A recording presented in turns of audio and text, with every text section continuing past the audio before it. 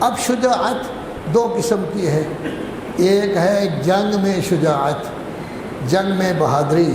ان آیات میں اللہ تبارک و تعالی ذکر کر رہا ہے جنگ احزاب کو، جس کو جنگ خندق بھی کہتے ہیں، اور یہ واحد جنگ تھی جس میں جتنے کافر بھی تھے وہ سب کے سب اکٹھے ہو کر آ گئے تھے، اور 9,000 سے زیادہ ان کا مجمع تھا تاکہ مسلمانوں کو تباہ و برباد کر دیا جائے۔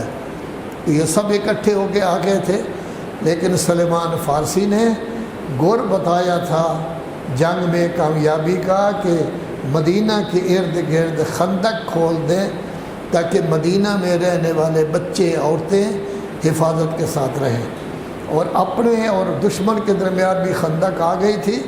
تو آپ پڑھتے رہتے ہیں عمرو بن عبدود گھوڑے کو اس نے ایڑ لگائی، خندق قبول کر کے وہ آ گیا جی۔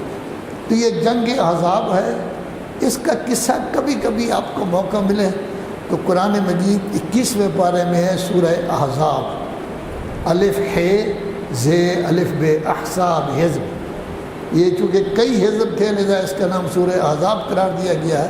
اس میں پوری تفصیل کے ساتھ یہ بیان کیا گیا ہے کہ مسلمان آتے تھے رسول اللہ کی خدمت میں، عرض کرتے تھے یا رسول اللہ ہمارے گھر بالکل اکیلے ہیں، فلاں کی ماں بیمار ہے، فلاں کی بیوی بیمار ہے، دوائی دینے والا کوئی نہیں، یہ ہے وہ ہے۔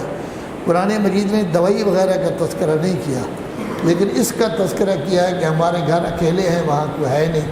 قرآن کہتے ہیں غلط کہتے ہیں، اللہ فرماتا ہے غلط کہتے ہیں، کوئی گھر اور نہیں، اصل میں یہ بھاگنا چاہتے ہیں۔ پھر اللہ فرماتا ہے بھاگ کر کہاں جاؤ گے؟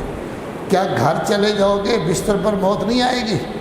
جب کام کر رہے ہوگے اس وقت موت نہیں آ سکتی؟ جب اٹھ کر چل رہے ہوگے اس وقت بھی موت آ سکتی ہے، سوئے ہوئے ہوگے تب بھی موت آ سکتی ہے، تو موت سے گھبرانے کی کیا ضرورت ہے؟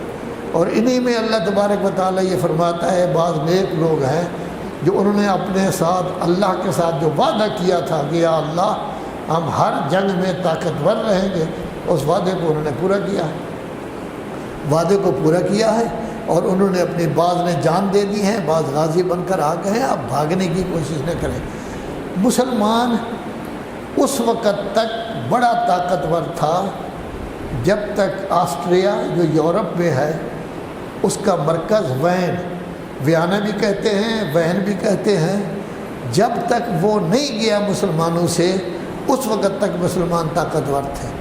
پھر پوری لائن لگ گئی ہے شکستوں کی، اور اتنی شکستیں ہوئی ہیں کہ 150-200 سال کے اندر پورے مسلمان بیٹھ گئے، ان میں کوئی طاقت ہی نہ رہی، قوت ہی نہ رہی، غلامی میں جکڑے گئے۔ 700 سال سے زیادہ حکومت کرنے والے، بعد میں 400-500 سال اگرچہ حکومتیں ان کی ترکیہ میں رہیں، باقی جگہ رہیں، دوسری رہیں، لیکن غلامی زیادہ تر آ گئی تھی۔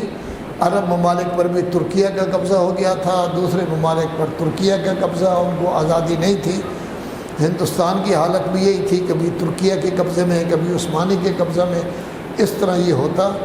تو یہ غلامی جو چند سو سال کی ہے وہ ہم میں رچ بس گئی ہے، اب ہم میں جان ہی نہیں رہی کہ ہم اٹھیں اور کہیں کہ غلامی کی زنجیریں ہم توڑتے ہیں، ہم آزادی اختیار کرتے ہیں۔